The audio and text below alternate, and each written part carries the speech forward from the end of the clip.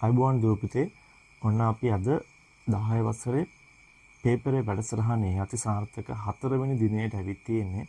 අද අපි කතා කරන්න බලාපොරොත්තු වෙන්නේ වයඹ පළාත් අධ්‍යාපන දෙපාර්තමේන්තුවේ 2020 අවුරුද්දේ ප්‍රශ්න පත්‍රය. හරි මේ වෙනකොට ආට පේපර් එක හම්බෙලා ඇති. මම හිතනවා මේ වෙනකොට print out අරගෙන තියෙන්නේ කියලා. හරි අපි බලමු කෙටි පේපරේ අද. සෛල හෝ දේහය රසායනික ප්‍රතික්‍රියා උත්ප්‍රේරණය කරන ප්‍රෝටීන් හඳුන්වන්නේ අපි එන්සයිම විදිහට.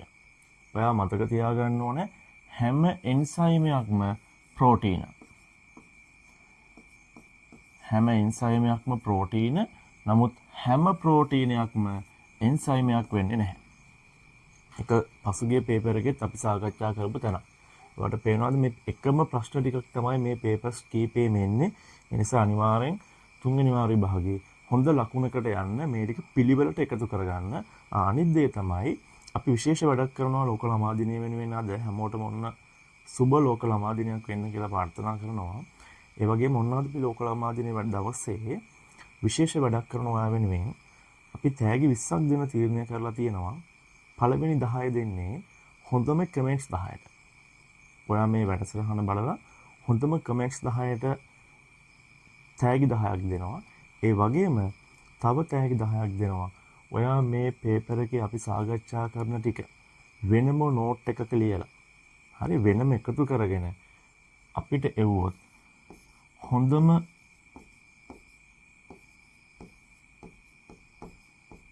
දහයකට ඔන්න එක්සෑම් එකට යන්න කලින් වෙනමම තෑගි 10ක් දෙනවා. අමතක කරන්න එපා ඔයා මේක බලලා ඉවර වෙලා සිකුරාදා වෙනකොට එවන්න අපි සිකුරාදා හවසට කියනවා කවුද වැඩසටහනේ ජයග්‍රහණය කරන්න කියන එක. හරි? ඕකේ. අපි යන් දෙවෙනි ප්‍රශ්නෙට. දෙවෙනි ප්‍රශ්නය. ද්‍රව කඳක් මගින් ඇති කරන පීඩනය කෙරෙහි බලපාන සාධක ඔයාට අනිවාර්යයෙන්ම P සමානයි H rho G වලින් විභාගයේ ගාණක් වෙනවමයි. පීඩනයෙන් අනිවාර්යයෙන්ම තියෙනවා. හරි. H කියන්නේ සිරස් ද්‍රව කඳේ උස, ද්‍රවයේ ඝනත්වය සහ ගුරුත්වයට තුලයි. පිළිවෙලටම තියෙනවා. ඔන්න පළවෙනි උත්තරෙන්න මේක ඇවි. හැබැයි ඔයා මතක තියාගන්න ඕන දරුවෝ H අනිවාර්යයෙන්ම දෙන්න ඕන ඒකකයේ මීටර්. ඝනත්වය දෙන්නේ කිලෝග්‍රෑමයට ඝන මීටරයට කිලෝග්‍රෑම්. ගුරුත්වත්වරණය ms ඍණ 2. සාමාන්‍ය විභාගයකදී අපි වාට ලකුණු දෙන්නේ පුතේ සූත්‍ර ලියනවට එකයි. ඉන් අමතරව ඒකකත් එක්ක නිවැරදි ආදේශයට තව ලකුණක් සහ අවසාන උත්තරයට එක ලකුණයි. හැබැයි අවසාන උත්තරේ ඔයා වර්ග මීටරයට නිව්ටන් හෝ එහෙම නැත්නම් පැස්කල් වලින් උත්තරේ තියෙනවා. පැස්කල් වලින් උත්තරේ තියෙනවා. පැහැදිලිද? හරි. ඔන්න ඔය ටික තියෙනවා. තුන්වෙනි ප්‍රශ්නේ. ආවර්තිතා වගයේ පළමු මෝල් ද්‍රව්‍ය 20 M ශක්ති මට්ටමේ තිබිය හැකි උපරිම ඉලෙක්ට්‍රෝන සංඛ්‍යාව ගිය සතියේ පේපරෙත් අපි මෙයා සාකච්ඡා වුණා. පුතේ ශක්ති මට්ටම් කීයද ඔක්කොම? ශක්ති මට්ටම් අපේ විෂය නිර්දේශය අපි කතා කරන්නේ 4යි. කවුද මේ ශක්ති මට්ටම් ඉදිරිපත් කරේ? ඔන්න දැන් අර ලියන නෝට් එකේ මේව තියෙන්න ඕන. කවුද ඉදිරිපත් කරපු කෙනා? කවුද ඉදිරිපත් කරේ? අර්නස්ට් රදර්ෆර්ඩ් නැහැ. නීල් බෝ. ඉදිරිපත් කරේ නීල් බෝ. මෙයා ඉදිරිපත් කරන්නේ මේ ශක්ති මට්ටම් ටික න්‍යෂ්ටි නම් පිළිවෙලට 1 2 3 4 හෝ K L M N විදිහට. මේ ශක්ති මට්ටමේ ඉන්න පුළුවන් උපරිම ඉලෙක්ට්‍රෝන සංඛ්‍යාව 2යි 8යි 8යි 2යි. එහෙම නැත්නම් 2යි 8යි 18යි 32යි. මේ අපේ 20නේ. එතකොට බලන්න ප්‍රශ්නය අහන්නේ පළමු මූල ද්‍රව්‍ය 20 නම් අපි කතාව යන්නේ කාත් එක්කද? මෙයත් එක්ක. මෙයාව ගන්න බෑ. ඔයා අනිත් දේ තමයි දැනගන්න ඕනේ න්‍යෂ්ටියේ ඉඳන් එළියට යනකොට ශක්ති මට්ටම් අතර දුර ප්‍රමාණය අඩු වෙනවා. නමුත් ශක්තිය වැඩි වෙනවා. මොකද ඊළඟ පොයින්ට් එක න්‍යෂ්ටියේ සිට ඉවතට යනකොට ශක්ති මට්ටම් දෙකක් අතර තියෙන දුර අඩු වෙනවා. ඒ වගේම ශක්තිය වැඩි වෙනවා. කවුද අඩු වෙන්නේ? දුර. ඒ කියන්නේ පුතේ මෙන්න මේ දුර එන්න අඩු වෙනවා. මේ දුරවල එන්න අඩු වෙනවා. නමුත් ශක්තිය වැඩි වෙනවා. ශක්තිය වැඩි වෙනවා. හරි. එහෙනම් ඔන්න නීල් බෝර් විසින් ඉදිරිපත් කරපු ශක්ති මට්ටම් ටික තමයි මේ තියෙන්නේ. ඒ නිසා m ශක්ති මට්ටමේ තියෙන්න පුළුවන් උපරිම ඉලෙක්ට්‍රෝන සංඛ්‍යාව 8යි. හරි. අපි යන් 4 වෙනි එකට. A සහ B රූප මගින් දැක්වෙන්නේ සිසු නිර්මාණය කළ දර්ශීය සෛලයක්. ගිය සතියේ පේපරෙත් හම්බුණා. දර්ශීය සෛලයක් කියන එක ඇත්තටම තියෙනවද ලෝකේ? නැහැ. ශාක සෛල සහ සත්ත්ව සෛල වල වෙන වෙනම තියෙන ඉන්ද්‍රිකා ඔක්කොම අරගෙන අධ්‍යයනයේ පහසුවට අපි හදාගත්තු එකට තමයි කියන්නේ දර්ශීය සෛලයක් කියලා. ඒක දර්ශීය ශාක සෛලයක් වෙන්නත් පුළුවන්, දර්ශීය සත්ත්ව සෛලයක් වෙන්නත් පුළුවන්. පැහැදිලිද? එතකොට ලෝකේ ඇත්තම දර්ශීය ශාක සහ සත්ත්ව සෛල තියෙනවද? නැහැ. අපි අධ්‍යයනයේ පහසුවට අපි සියලුම ඉන්ද්‍රිකා දාලා හදාගත්තු එකට තමයි කියන්නේ දර්ශීය සෛලයක් කියලා. විශේෂයෙන්ම මේක දැනගන්න ඕන ශාක හා සත්ත්ව සෛලයේ වෙනස්කම්. ඔන්න පළවෙනි එක ශාක හා සත්ත්ව සෛලයේ වෙනස්කම් විභාගයට දැනගන්න ඕන. මේක ලේසියක් මම ඔයාලට කිව්වා. ඇත මෙයාගේ නැත. කවුද ඇත තුන් දෙනා? සෛල බිත්තියක් ඇත. සෛල බිත්තිය ඇත. මෙයාගේ නැත. මෙයාගේ හරිතලව ඇත. මෙයාගේ නැත. මෙයාගේ විශාල මධ්‍ය රික්තකයක් ඇත. විශාල කියන වචනේ වුණ පුතේ. විශාල මධ්‍ය රික්තකයක් ඇත. මෙයාගේ නැත. පැහැදිලිද? ඇත අනිත් පැත්තේ නැත. තේරුණාද? හරි. ඊළඟ එක තමයි ඔයා දැනගන්න ඕනේ.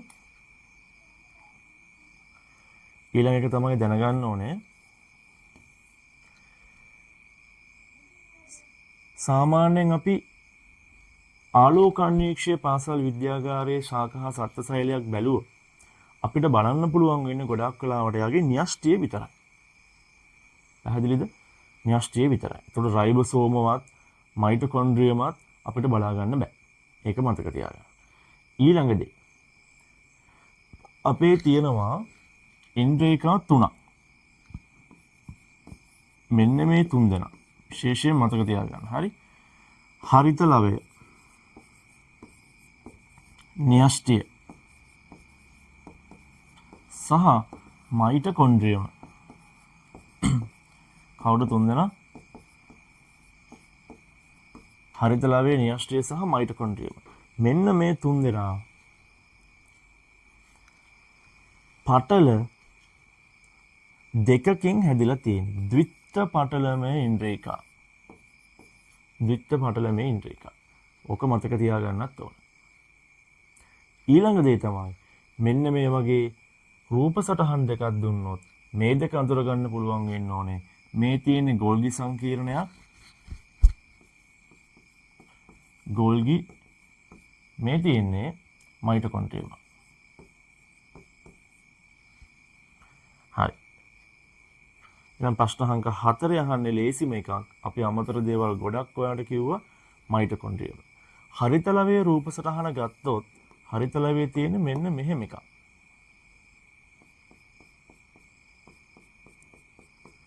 මෙන්න මේ විදිහේ එකක් තමයි ඔයාලට බලන්න පුළුවන් වෙන්නේ ද්විත්ව පටලමය. ගොඩක් කලාවට ගෝල්ගි වලට නැතුව දෙන්නේ හරිත ලවය සහ මයිටොකොන්ඩ්‍රියම අඳුර ගන්න තමයි.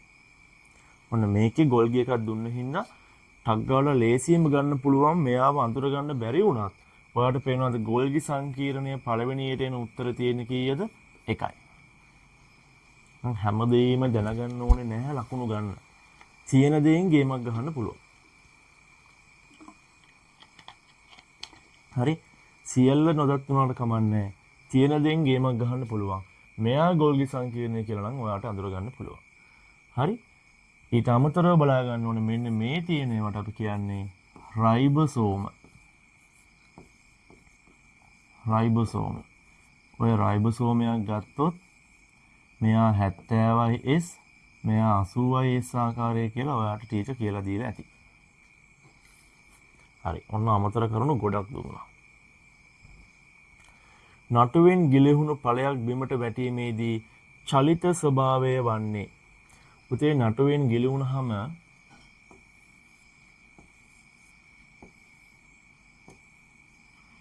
මෙන්න මේක මතක තියාගන්න. කාලයේ තප්පර බිඳුවක් වෙනකොට කාලයේ තප්පර 10ක් එකක් වෙනකොට අපි කාලයේ තප්පර 2යි කාලයේ තප්පර 3යි කියලා ගමු. ආරම්භක ප්‍රවේගයේ බිඳුවයි හැම වෙලාවෙම ගුරුත්වයට ත්වරණය යන හින්දා ප්‍රවේගය 10 වැඩි වෙනවා. ප්‍රවේගයේ අගය 10 ගානේ වැඩි වෙනවා. 10 ගානේ වැඩි වෙනව නේද බලන්න මේ. බිඳුව 10 20 30. එන්න 10 ගානේ මොකද වෙන්නේ? වැඩි වෙනවා. ඇයි මෙයාගේ පහළට ගුරුත්වයට ත්වරණය ක්‍රියාත්මක වෙන හින්දා. ත්වරණය මෙතන ප්‍රවේගය. පටලන්න එපා. හරි. ඔයා මේක ප්‍රස්ථාරිකව ඇන්දොත් කාලය ප්‍රවේගය මෙන්න මේ විදිහේ y සමානයි mx ආකාරයේ ප්‍රස්ථාරයක් ඔයාලට බලන්න පුළුවන්. මේ ගෙඩිය කොච්චර උසකින්ද වැටුණ කියලා බලා ගන්න පුළුවන්. මෙන්න මේ ත්‍රිකෝණයේ වර්ගඵලය සැලකුවා. කොහොමද ත්‍රිකෝණයක වර්ගඵලය හොයන්නේ? 2n එකයි ආධාරක පාදය මම පුතා ලම්බ උසෙන් වැඩි කරන්න ඕනේ. 3 වරක් 30 90යි 92 බෙදුනහම උත්තරේ මීටර් 45ක් වැටෙනවා. මීටර් 45ක් වැටෙනවා. හරි ප්‍රස්ථාරය අඳ ගන්න.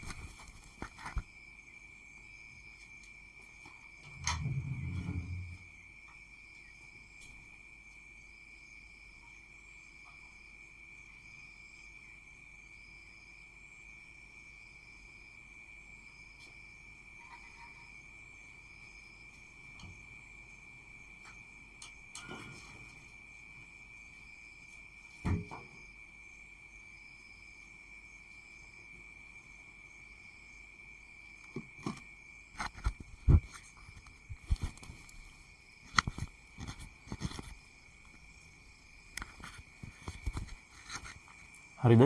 විභාගයට මුකුත්ම බැරි වුණොත් ප්‍රස්ථාරයේ කාලක්ෂය සහ ප්‍රවේගය මෙන්න මේක පැහැදිලිව නම් කරලා ඔයා මේක මනිනේ ඒකකයක් එක්ක ලියලා නම් කරලා තියනවාට ඔයාලට ලකුණු එකක් හම්බ වෙනවා. හරි? හරි. එතකොට මතක තියාගන්න ඕන දේ ප්‍රවේග කාල ප්‍රස්ථාරයන්නේ.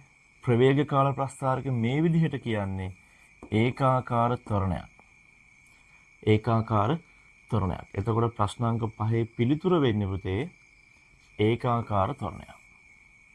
හරි. තව පොඩි දෙයක් කියන්න. ඔයාට කොහොමත් හම්බෙන්නේ විෂය නිර්දේශයේ ප්‍රස්ථාර වර්ග කීයද? ප්‍රස්ථාර වර්ග 2යි.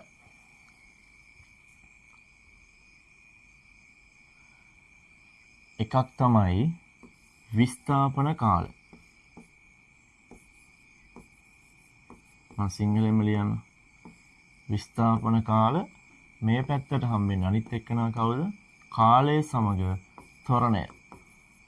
ඔයා මතක තියාගෙන ඉන්න ඕන දේ තමයි අපේ විෂය නිර්දේශයේ විස්ථාපන කාල ප්‍රස්ථාරවල ත්වරණය සම්බන්ධයෙන් ගැටලු හදන්න නැහැ. හරිද? හැබැයි අඳුර ගන්න තියෙනවා. විස්ථාපන කාල ප්‍රස්ථාරයක මේ කොටසෙන් කියන්නේ ඒකාකාර ප්‍රවේගය, නිශ්චලතාවය, ඒකාකාර ප්‍රවේගය. හැබැයි මේ ප්‍රවේගය ධන, මේක ඍණ ප්‍රවේගයක්. ත්වරණයේදී මේක ඒකාකාර විස්ථාපන කාල ප්‍රස්ථාර, මෙතන ප්‍රවේග කාල ප්‍රස්ථාර. මෙතන ප්‍රවේග හරි. මෙතනින් එන්නේ ඒකාකාර ත්වරණය, ඒකාකාර ප්‍රවේගය, ඒකාකාර මන්දනය. හරි. හදිස්සියේ හරි විස්ථාපන කාල ප්‍රස්ථාරයක අපිට ත්වරණය මාක් කරන්න කියලා දුන්නොත් මෙන්න මේක ධන ත්වරණයක්, මෙන්න මේක ඍණ ත්වරණයක්. හරිද? හරි. ඔන්න විස්ථාපන ප්‍රස්ථාර, විස්ථාපන සහ ප්‍රවේග කාල ප්‍රස්ථාර වල කෙටි සරහන දුන්නා.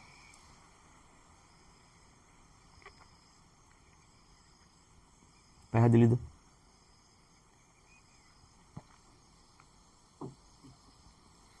හරි. ඇතිද වෙලා?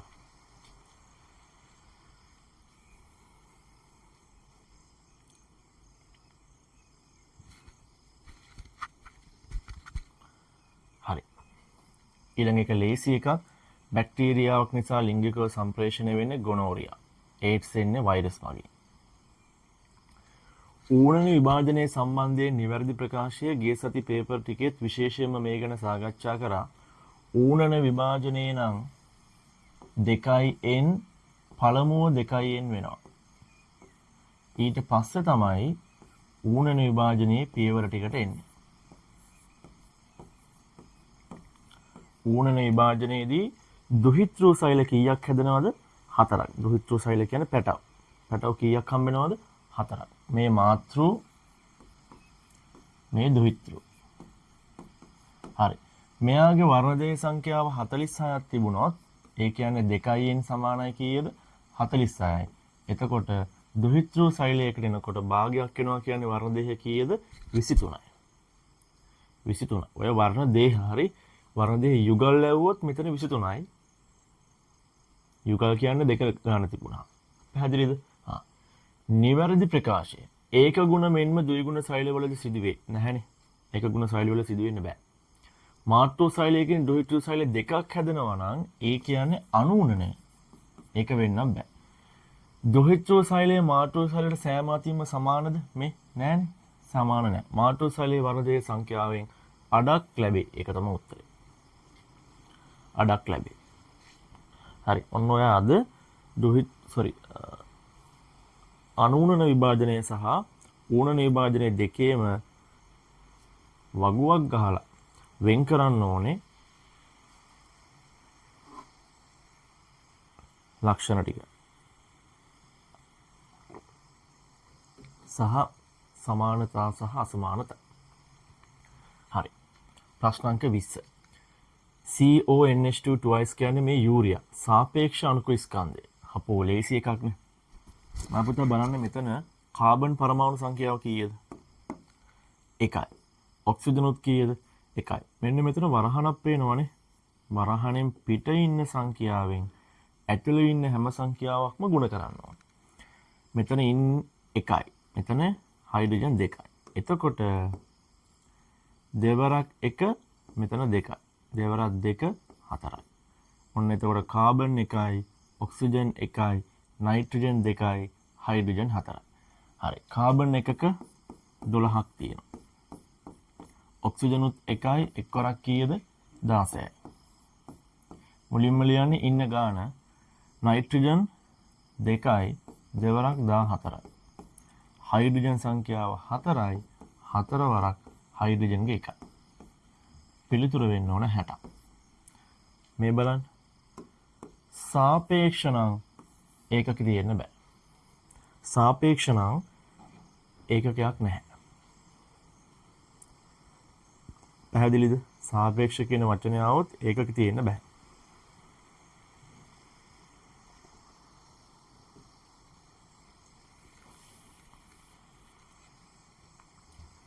හරි. සාපේක්ෂ නම් ඒකක තියෙන්න බෑ. හරි. පැහැදිලිනේ? හරි. සාපේක්ෂ නැතුව මේක ඇහුවොත් අණුක ස්කන්ධය කීයද කියලා. එහෙමනම් පිළිතුර මේකමයි. එකම වෙනස් වෙන දේ මවුලයට ග්‍රෑම් කියන ඒකකේ එනවා. හරි. මවුලයට ග්‍රෑම් කියන ඒකකේ එනවා. එකම වෙනස වෙන්නේ ඒක. හරිද? ඕකේ. කිලෝග්‍රෑම් 2ක ස්කන්ධයෙන් යුතු වස්තුවක් නිව්ටන් 20ක බලයක් ලබා දුන් විට අත්කර ගන්නා ත්වරණය කවුරු ගැනද මේ අහන්නේ? F සමානයි ma නිව්ටන් 100ගේ දෙවෙනි නියමය. හරි. ත්වරණයනේ අහන්නේ. ඔයාලට මතකද චීස් කෑල්ල?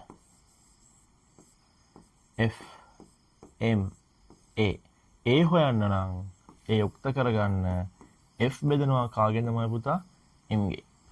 කෝ F මෙන්න ඉන්නවා 20යි නිව්ටන්. කෝ ස්කන්ධය 2යි. 20 දෙකෙන් බෙදුනහම උත්තරේ 10යි. ලේසියි. ප්‍රශ්න අංක 9ට දෙන්නත් අපරාධයි. තරම් ලේසි. ජීවීන්ගේ ලාක්ෂණිකයක් ලෙස සෛල පටක අවයව පද්ධති ජීවියා ලෙස සෛල සංවිධානයක් නොමැත්තේ ඇමීබාට. ඇමීබා. පොඩකින් ගැඩවිලක් ඉන්නවනේ. මොකද්ද මේ ආයති වෙන වංශය? ඇනලීඩා. ගොළුබෙල් ආයති වෙන්නේ මොලුස්කා. මොලුස්කා. මෙයා කවුද? කෝඩේටා. හරි. කොඳු යට පෙලක් සහිත අය.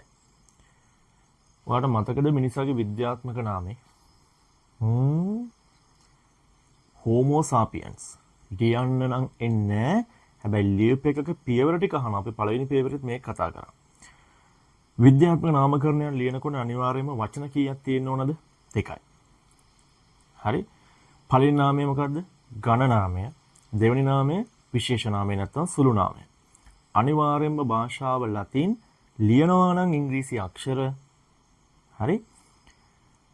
ඔයා ලියනවා නම් අතින් ඔයා අනිවාර්යයෙන්ම මොකක් කරන්න ඕනේද? අතින් ලියනවා නම් එහුන්නේ. යටින් වචන දෙකට වෙන වෙනම ඉරි දෙකක් අඳින්න ඕනේ. මුද්‍රණය කරනවා නම් ඉතාලික් ෆොන්ට් එහෙම නැත්නම් ඇල අකුරු වලින් මුද්‍රණය කරන්න ඕනේ. හරි. මම අද ගෙදර ගිහින් මොකද ආයෙ කරන්නද? විද්‍යාත්මක නාමකරණයේ පියවර ටික ලියන්න ඕනේ. හරි. කවුද විද්‍යාත්මක නාමකරණයක් ලෝකෙට අපි භාවිතා කරන එක හඳුන්වා දුන්නේ? කැරොලස් ලීනියස්. හරි. ජීවීන් හෝ අජීවීන් ලෙස වෙන්කර හඳුනා ගැනීමට අපහසු ලක්ෂණ සහිත එක්කෙනා අනිවාර්යයෙන්ම ඔක වෛරස් ඉන්නවා. හරි. ඔක වෛරස් නම් ඔය පිළිතුරේ අනිවාර්යයෙන්ම ඉන්න ඕනේ. ජීවී ස්වරූප අපි හඳුන්වන්නේ පළවෙනි එක. රූපයේ දැක්කන ජීවියා අයිති වෙන කාණ්ඩය මේ ඉන්නේ ක්‍රොකොඩයිල් කෙනෙක්. මොකෙද්ද? මෙයා අයිති වෙන්න ඕනේ මොකේද? ඇම්ෆිබියා නේද? දියගොඩ දෙකම ඉන්න ඕනේ මෙයා. නැද්ද? ඉතින් ඉන්න ඕනේ මෙයා දියගොඩ දෙකේම. නෑ මෙයා අයිති වෙන උරගයින්ට. right. පිස්කේස් කියන්නේ මාළු. ඇම්ෆිබියා උභය. රෙප්ටීලියා උරග. ආවේස් කියන්නේ පක්ෂීන්. පක්ෂීන්. මේ බලන්න. මාළු කියද්දි අකුරු 2යි. උභය කියද්දි අකුරු 3යි. උරග වලටත් අකුරු 3යි. පක්ෂීන් කියද්දි අකුරු 4යි. හරි. අකුරු ගාන මේකේ සමාන වෙනවා මෙයාගේ හෘදයේ තියෙන කුටීර ගානට. හෘදයේ තියෙන කුටීර ගානට. පැහැදිලිද?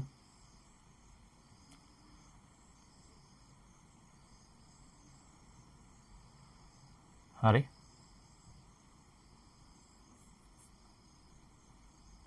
හෘදයේ තියෙන කුටීර ගානට මේක සමාන වෙන්න ඕන.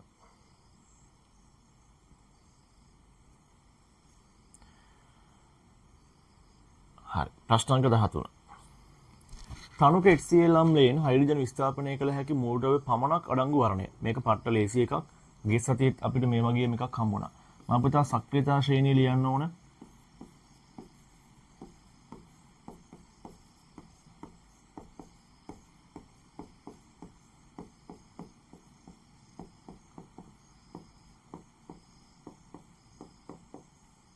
හරි. සක්‍රියතා ශ්‍රේණිය 15 දෙනාම මතක තියාගෙන ඉන්න ඕන. ඕන අමතක නම් අපි දෙන්නම් ක්‍රමයක් ගෲප් එකේ ඔයා පාඩම් කරගන්න. හරි. මේ බලන්න. මේක සාමාන්‍යයෙන් හැම අවුරුද්දකම 3 වෙනි මාරේ භාගය. ඔයාගෙන් අහන පොදු ප්‍රශ්නයක්. හරි? පොදු ප්‍රශ්නයක්.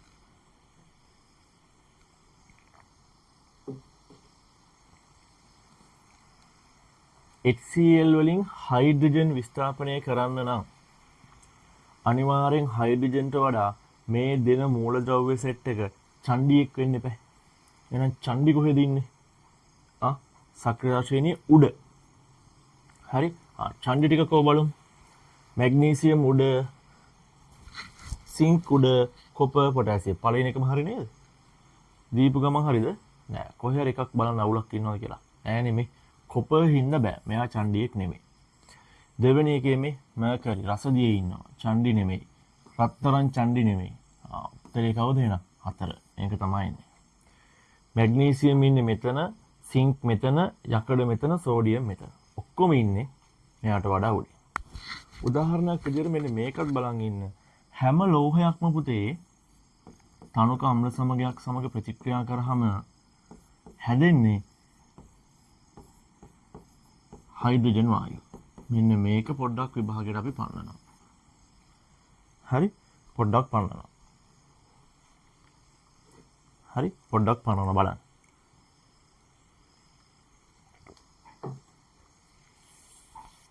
හරි. පැහැදිලිද? ප්‍රශ්න අංක 14. චලනය වන වස්තුවක් කෙරෙහි ස්පර්ශ පෘෂ්ඨ මගින් ඇති කරන ඝර්ෂණ බලය ක්‍රියා කරන විට ඔයාට මතකද මම ඝර්ෂණ බලයේ අවස්ථා තුනක් ගැන සඳහන් කරා. මොනවද තුන? ස්ථිතික, සීමාකාරී, ගතික. කවුද තුන් දෙනා? ස්ථිතිකයි, සීමාකාරී, ගතිකයි. ඔයාට මේක කියලා දෙනකොට මම විශේෂයෙන් කිව්වා සීමාකාරී ඝර්ෂණ බලයට වඩා ගතික ඝර්ෂණ බලයේ අගය යම්කිසි ප්‍රමාණයකින් අඩු වෙනවා. අනිත් විශේෂම දේ තමයි ගතික ඝර්ෂණ බලය ඔයා කොච්චර බලය වැඩි කරත් වස්තුවට වෙනසක් වෙන්නේ නැහැ නියතයි. වෙනසක් වෙන්නේ නැහැ නියතයි. පැහැදිලිද? වෙනසක් නැහැ නියතයි.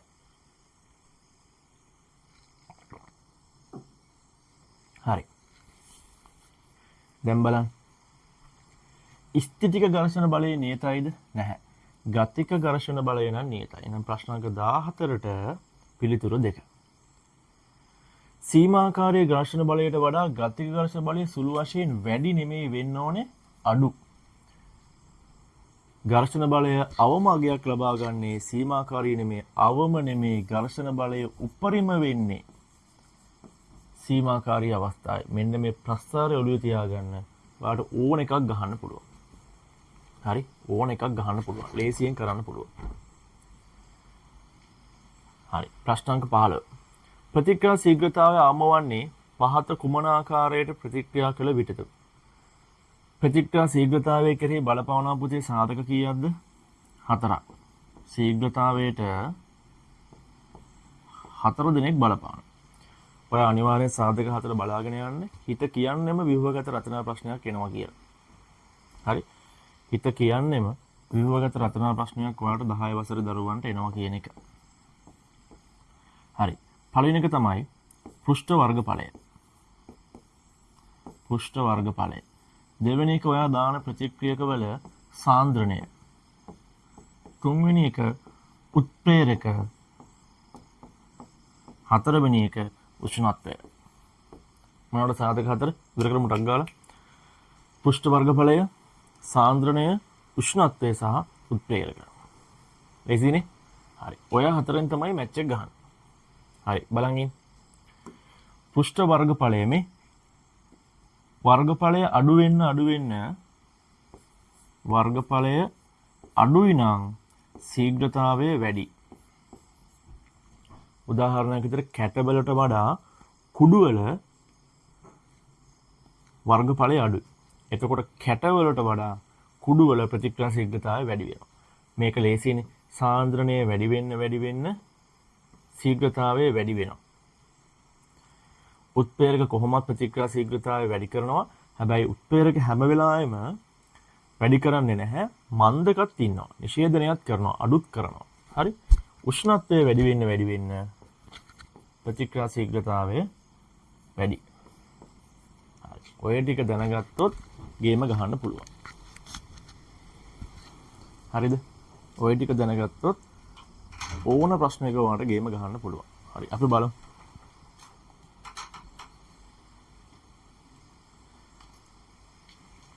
මැග්නීසියම් පටියක් තනුක HCl සමග ප්‍රතික්‍රියා ශීඝ්‍රතාවය අවම වෙන එක අහන්නේ.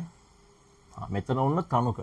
සාන්ද්‍රණය නම් අනිවාර්යෙන් ප්‍රතික්‍රියා ශීඝ්‍රතාවය වැඩිනේ. අවම වෙන්න බෑ. එතකොට මෙයා කැන්සල්.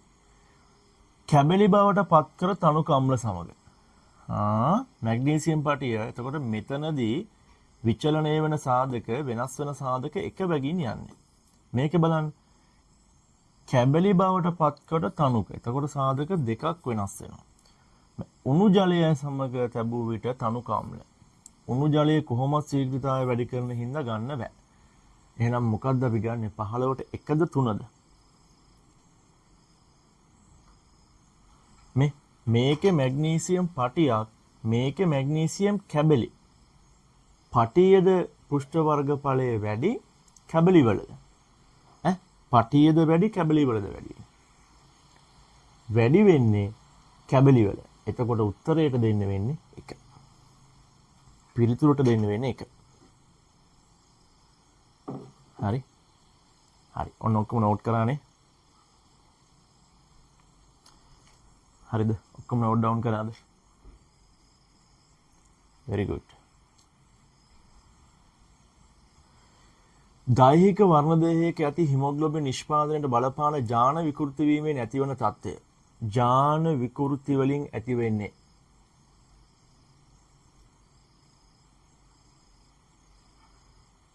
ජාන විකෘති වලින් ඇති වෙන්නේ කවුද උත්තරේ? ප්‍රශ්නාංක 16.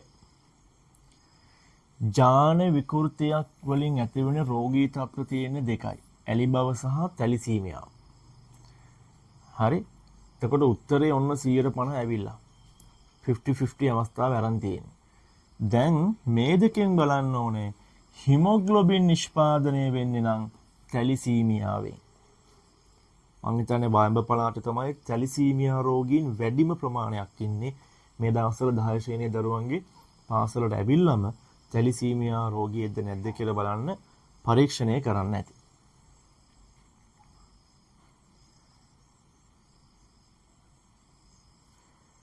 ලිංගික ප්‍රජනනය ලෙස හඳුන්වන්නේ සතුන් අතර සිදුවන ප්‍රජනන ක්‍රියාවලිය ශාකා අතර ජන්මාණු සංසේචනයේ නවජීවියක බිහිවීම. මොකද ලේසි මේකන්නේ ප්‍රශ්නාංක 17ට තියෙන්නේ ජන්මාණු සංසේචනය වුණාම. ඝර්ෂණ බලය සම්බන්ධයෙන් නිවැරදි ප්‍රකාශය. ප්‍රශ්නයක් කියවද්දි පුතේ හැම වෙලේම සත්‍ය අසත්‍ය නිවැරදි ඒවා යටින් ඉරක් ගහලා යන්න. එතකොට වරදින්න තියෙන සම්භාවිතාවය නම් අඩු වෙනවා. නිවැරදි එක නේ. මාර්ගයක ඇති ඝර්ෂණ බලය සෑම පිටම චලිතයට බාධා පමුණුවයි. ඔව්. මාර්ගයේ ඒකාකාර ප්‍රවේගයෙන් ගමන් කරන විට ඝර්ෂණ බලය ශුන්‍ය වේ. සෑම පිටම චලිතයට බාධා පමුණුවයි කියන අවුලක් තියෙනවානේ. ඒකාකාර ප්‍රවේගයෙන් ගමන් කරන විට ඝර්ෂණය ශුන්‍ය වේ. එහෙම එකක් නැහැ. පාපැදියෙන් පැද යන විට රෝද දෙකේම ඝර්ෂණ බලය ක්‍රියා කරන්නේ පිටුපසට නැහැ. ඒකාකාර ප්‍රවේගයෙන් ගමන් කරන විට එන්ජිම චලිත රිදෙන ඝර්ෂණ බලයට සමාන වේ. ඒක හරි. ප්‍රශ්නාංක 18ට වෙන්නේ උත්තරේ 4. අයනික බන්ධනයක් සෑදීමේදී ඔයා මතක තියාගෙන ඉන්න ඕන අයනික බන්ධන හැම වෙලෙම හදන්නේ කාණ්ඩ අංකය 1 සහ 2 6 සහ 7ත් එක්ක ගොඩක් වෙලාවට. හරි. එතකොට ඉලෙක්ට්‍රෝන ප්‍රදානය කිරීම පමණක් වෙන්නේ නැහැ. ප්‍රදානය කරන්නේ හැම වෙලාවෙම මෙයාලා. මෙයාලා තමයි ප්‍රදානය කරන්නේ. එතකොට ගන්න අයත් ඉන්නේ නැහැ. මෙයාලා තමයි ගන්න අය. එතකොට මේක කියන්න බෑ. සෝරි. මෙයාව කියන්න බෑ. ඉලෙක්ට්‍රෝන ලබා ගැනීම නෑ. මෙයා ප්‍රදානය කරා මෙයා ලබා ගන්නවා. පමණක් කියන්න බෑ නෙමෙයි. පමණක් කියන වචන හින්දා වරදිනවා. ඉලෙක්ට්‍රෝන ප්‍රදානය කිරීමට හා ලබා ගැනීමක් කරන්නම ඕනේ. හරි. අපි කියමුකෝ බලන්න ආයනික සංයෝග වලට උදාහරණ ටිකක්. Sodium chloride, potassium chloride, sodium oxide. තව කවුද? පොටෑසියම් ෆ්ලුවරයිඩ්. හරි. right. මිනිසුන් තුළ දැකිය හැකි ආවේනික ලක්ෂණ 3ක් 5ට දැක්වේ. කම්මුල් වල ගැසීම, හුරු වතු දකුණු හෝ වම, බද්ධ අංගුලිකතාව හා බහුව අංගුලිකතාව. කලාතුරකින් දක්නට ලැබෙන්නේ බද්ධ අංගුලිකතාව. ඇඟිලි 6ක් තියෙන අය මෙන්න මෙතන. නෑ ඒක බහු අංගුලිකතාවය නම් ඇඟිලි 6යි. බද්ධ අංගුලිකතාවය නම් ඇඟිලි මෙන්න මෙහෙම ඇදිලා තියෙනවා. හරි? හරි. තා මොනවද පුතේ කලාතුරකින් හම්බෙන ඒවා? තා මොනවද හම්බෙන්නේ? බද්ධ අංගුලිකාවතාවය තියෙනවා, බහු අංගුලිකතාවය තියෙනවා. හරි. ඒ ටික බලාගෙන යන්න ඕනේ. හරි. ප්‍රශ්න අංක 21. හයිඩ්‍රජන් ලෙස එක ලෙස සම්මත නිරූපණයෙන් දක්වා ඇත්තේ හයිඩ්‍රජන් වල සමස්ථානිකයක් වන ප්‍රෝටියම්. ප්‍රෝටියම් වල න්‍යෂ්ටි ඇති නියුට්‍රෝන සංඛ්‍යාව. හරි. හයිඩ්‍රජන් වල සමස්ථානික තියෙනවා මම පුතා කීයක්ද? 3ක්. 1 1 1 2 1 3. ඇත්තරම මේ ලියන්නේ කවුද? ඇත්තරම මේ ලියන්නේ කවුද? පරමාණුක ක්‍රමාංකය. එතකොට මේ ඉන්නේ කවුද? ස්කන්ධ ක්‍රමාංකය. ස්කන්ධ ක්‍රමාංකය. හරිද? වම් පැත්තේ පහළ ලියන්නේ පරමාණුක ක්‍රමාංකය, වම් පැත්තේ ඉහළ ලියන්නේ ස්කන්ධ ක්‍රමාංකය. හරි. එතකොට මෙයාලගේ ප්‍රෝටෝන, ඉලෙක්ට්‍රෝන, නියුට්‍රෝන ගාන අපි ලියමු. ප්‍රෝටෝන ගාන හැම එක්කෙනාගේම එකයි, ඉලෙක්ට්‍රෝන ගානත් වෙනස් වෙන්න බෑ. වෙනස් වෙන එකම දේ නියුට්‍රෝන ගාන. නියුට්‍රෝන ගාන හොයන්නේ කොහොමද පුතේ? ස්කන්ධ ක්‍රමාංකයෙන් පරමාණු ක්‍රමාංකය අඩු කරන්න ඕනේ. 0යි 2න් එකක් ගියාම 1යි 2යි. ඔයාලට පේනවද? සමස්ථානික වල වෙනස් වෙන එකම දේ ස්කන්ධ ක්‍රමාංකය. එයා වෙනස් වෙන්නේ කවුරු හින්දාද? න්‍යෂ්ටියේ තියෙන නියුට්‍රෝන සංඛ්‍යාව එකිනෙකට වෙනස් වෙන හින්දා. හැබැයි හැම සමස්ථානිකයකම ඉන්න ප්‍රෝටෝන සංඛ්‍යාව සහ ඉලෙක්ට්‍රෝන සංඛ්‍යාව අනිවාර්යයෙන්ම සමානයි. අනිවාර්යයෙන්ම සමානයි. පැහැදිලිද? අනිවාර්යයෙන්ම සමානයි. හරි. මෙයා ප්‍රෝටියම්, කවුද මෙයාගේ නම? ඩියුටීරියම්. මෙයා කවුද? ට්‍රිටියම්. ට්‍රිටියම්. ප්‍රෝටියම්, ඩියුටීරියම් සහ ට්‍රිටියම්. හරි. නියුට්‍රෝන සංඛ්‍යාව 0යි. ඇතිනේ? හරි. ප්‍රශ්න අංක 22. පරිපථයක සමක ප්‍රතිරෝධය සම්බන්ධයෙන් පාත ප්‍රකාශ සලකා බලන්න. සමාන ප්‍රතිරෝධක ශ්‍රේණිගත වේට සමක ප්‍රතිරෝධය වැඩි වේ. හරිනේ? අපි හිතමු ඕම් 10යි ඕම් 10යි ශ්‍රේණිගතව ගහනවා. කීය සමක ප්‍රතිරෝධය? 20යි. වැඩි වෙනවා තමයි. සමාන ප්‍රතිරෝධක සමාන්තරගත සමක ප්‍රතිරෝධය අඩු වේ. ඒකත් හරි. මෙන්න මේ විදිහට ගැහුවොත් ඕම් 10යි ඕම් 10යි. එතකොට මේකේ සමක ප්‍රතිරෝධය 5යි. අඩු වෙනවා තමයි. අසමාන ප්‍රතිරෝධක ශ්‍රේණිගත සම්බන්ධ වෙලේ සමක ප්‍රතිරෝධය අඩු වෙන්නේ නැහැ. එහෙම එකක් වෙන්නේ නැහැ, වැඩි වෙනවා. කොහොමත් එකතු වෙනවා ශ්‍රේණිගත නම් උත්තරේ A සහ B පමණි. රූපයේ ආකාරයේ මිනිසුන් දෙදෙනෙකු බිම තබා ඇති වස්තුවක් මත බල යොදයි. වස්තුව මත යොදන සංප්‍රයුක්ත බලය කොපමණද? right. මොකද කියන්නේ? මෙයා මේ පැත්තට 400යි, මෙයා මේ පැත්තට ඒ පැත්තටම 300යි. දෙකේ එකතුව කීයක්ද වෙන්නේ? 700ක්. මොනවද මේ? ලැජ්ජාව බෑ. බල ඔක්කොම යන්නේ එකම දිශාවකට නම් එකතු කරන්න. දිශා දෙපැත්තට නම් අඩු කරන්න. අඩු කරලා දිශාව දාන්න වැඩි බලයේ දිශාව. වැඩි බලයේ දිශාව. පට්ට ලේසි. හරි. ඔයාලට මතකද අපි පළවෙනි පේපරේ සාකච්ඡා කරද්දී කිව්වා මෙන්න මේ වගේ වස්තුවක මත බල ලකුණු කරපු හැටි ආතතිය සහ බර. බර. ආතතිය සහ බර. හරි.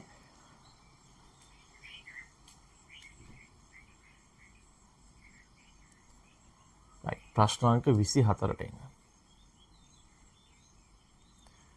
NH3 සංයෝගයේ ග්‍රෑම් 17ක ඇති පරමාණු සම්බන්ධයෙන් නිවැරදි ප්‍රකාශය. ඇමෝනියා වල ග්‍රෑම් 17ක් කියන්නේ සාපේක්ෂ අණුක ස්කන්ධයක් මේ ගානමයි පුතේ. එතකොට සාපේක්ෂ අණුක ස්කන්ධයට සමාන ග්‍රෑම් ගානක් ගත්තොත්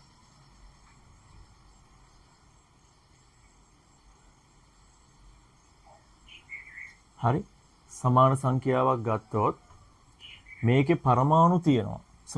ඇමෝනියා වල ග්‍රෑම් 17ක් ගත්තොත් අණු තියෙනවා අවගඩ්‍රෝ සංඛ්‍යාව. සම්පූර්ණ පරමාණු තියෙනවා මෙතන නයිට්‍රජන් එකයි හයිඩ්‍රජන් තුනයි ඔක්කොම 4යිනේ. එතකොට මේ අණු සංඛ්‍යාව මම පුතා 4ෙන් වැඩි කරනවා. වැඩි කරනවා. ඕකේ හැවුවොත් නයිට්‍රජන් පරමාණු සංඛ්‍යාව අර අණු ගානට සමාන වෙනවා. හේතුව මෙතන එකයි තියෙන්නේ. හයිඩ්‍රජන් ගාන ඇහුවොත් මෙතන 3ක් තියෙන හින්දා සම්පූර්ණ අණු ගාන 3ෙන් වැඩි කරනවා. සම්පූර්ණ අණු සංඛ්‍යාව 3ෙන් වැඩි කරනවා. එතකොට පේන විදිහට නම් නිවැරදි පිළිතුර 2 නේද? 2. නයිට්‍රජන් පරමාණු සංඛ්‍යාව වගේ 3 ගුණයක් තියෙනවා හයිඩ්‍රජන්.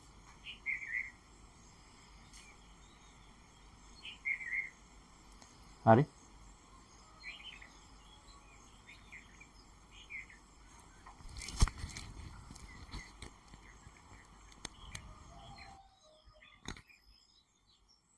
පැහැදිලිද?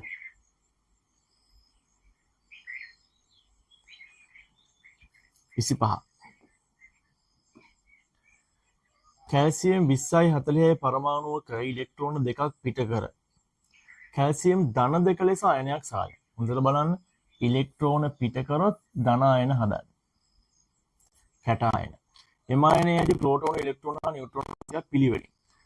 මොනවා කරත් ප්‍රෝටෝන ගානට වෙනසක් වෙන්න බෑ 20යි. ප්‍රෝටෝන 20යි. අත තියන්න එපා. නියුට්‍රෝන සංඛ්‍යාව වෙනසක් වෙන්න බෑ අත තියන්න එපා 20යි. ඉලෙක්ට්‍රෝන සංඛ්‍යාව තමයි 20ක් තිබ්බ එකේ 18ක් උනේ. දැන් බලන්න පිළිවෙල ප්‍රෝටෝන 20යි. නියුට්‍රෝන 20යි. ඉලෙක්ට්‍රෝන 18යි. කෝ උත්තරේ අන්තිම එක. ප්‍රශ්න අංක 25ට දෙන්නත් ලැජ්ජයි. හරි උත්තර ලේසියි.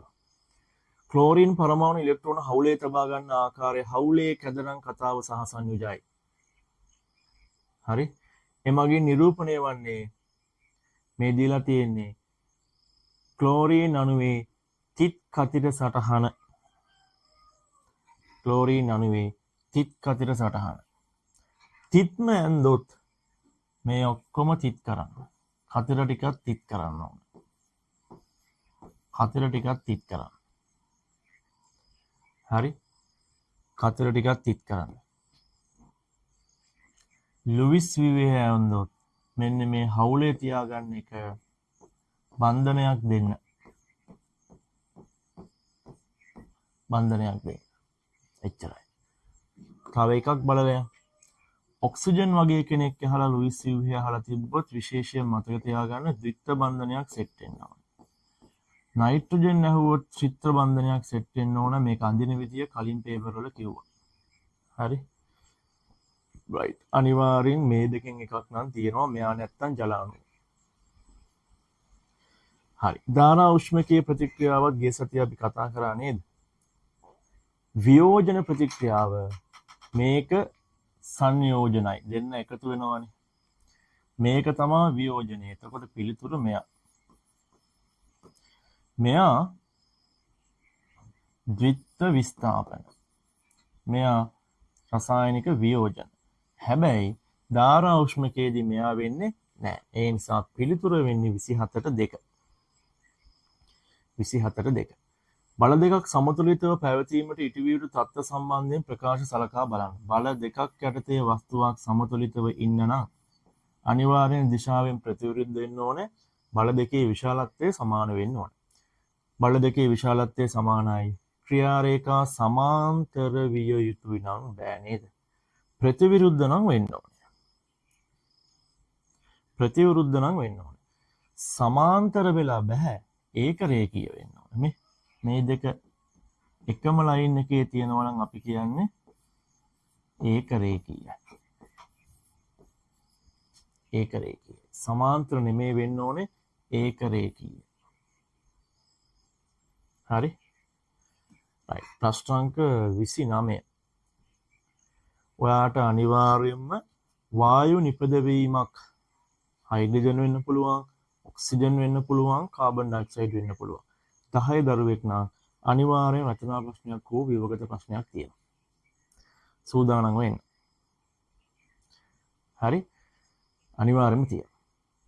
රූපයේ දක්වන කැල්සියම් කාබනේට් ස්කන්ධයේ ලොකු කැබලි හා කුඩා කැබලි අවස්ථා දෙකකදී තණුක HCl සමග ප්‍රතික්‍රියා කර නිපදව ගන්නට ඇටෝමක්ලු තියෙනවා.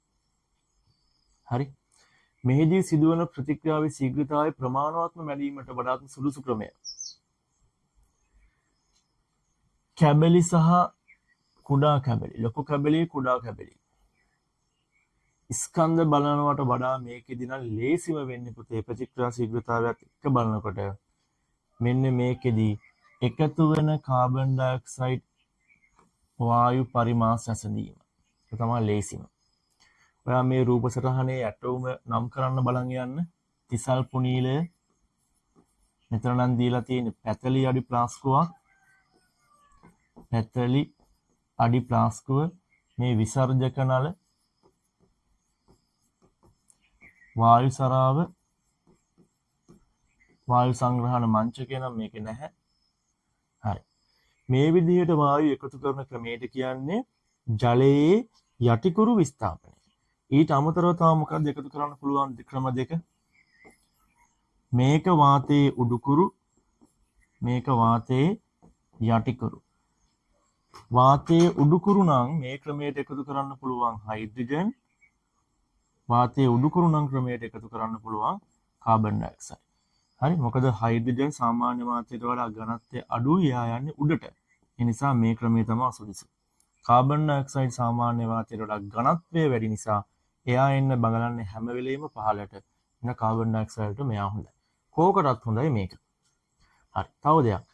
මේකේ මේ ක්‍රමය මොකද ක්‍රමේ නම? ජලයේ යටිකුරු විස්ථාපනයනේ.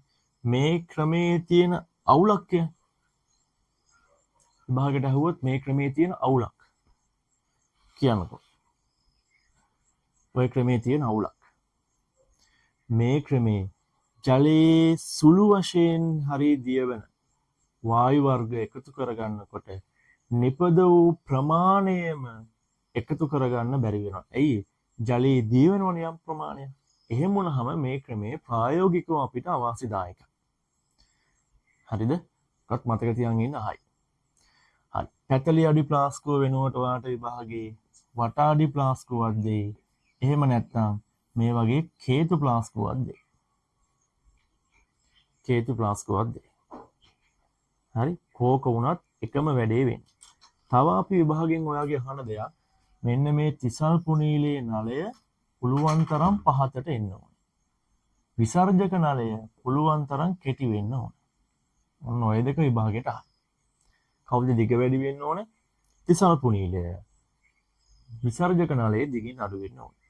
හරි. ඔය ටික බලන්න අනිවාර්යෙන් විභාගයේ ඔය ටික මාක් වෙනවා. හරි. ඔන්න අපි මෙතනින් අද නතර කරමුනේ. ගොඩක් ආවා ඉස්සරහට.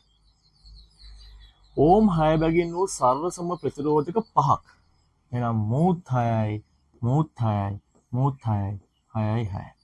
AB අතර සමග ප්‍රතිරෝධය කොහොමද දාන්න? මොකද කරේ?